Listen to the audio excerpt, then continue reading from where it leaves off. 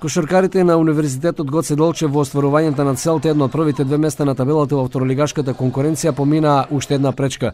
Во Скопје тие со резултат 95-67 ја порази екипата на НБА Чаир и се зацврстија на првото место. Викендов во Радовиш се одржаа државните финални надпревари во борење.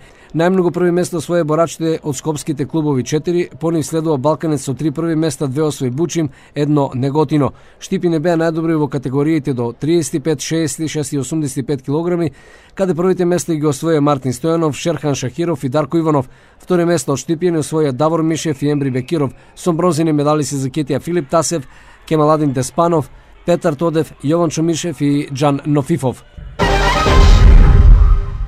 Фудбалерките на Младост Иднина С од Оризари со 3 нови бода на контото се вратија од Струга. Екипата од Оризари во рамките на првото пролетно коло нагосто успеа да ја совладаат екипата Нас Юнајтед со резултат 3:0. Еве ги резултати до 12-тото коло: победа од Куманово Кочани 0-17, Ас Юнајтед Младост Иднина С 0-3, Конзули Билјанин Извори 30-0, Речица Топ Гол 1-1.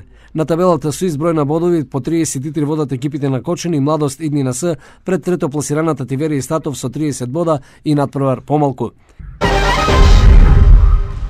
Викендот двете одбојкарски екипи од Штип доживеа порази. Женската одбојкарска екипа на УГД Гоце Делчев беше поразена од екипата на Шкендија со 1:3, инаку екипата на Шкендија е последно пласирана. Машката одбојкарска екипа Мави се поразен во Штип од Скопски Вардар со 0:3 во сетови.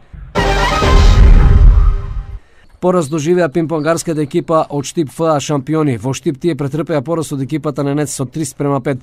Екипата пак на Гоце Делчев не се надпреваруваше бидејќи беше одложен надпреварот помеѓу нив и екипата лидер Младост од Прилеп.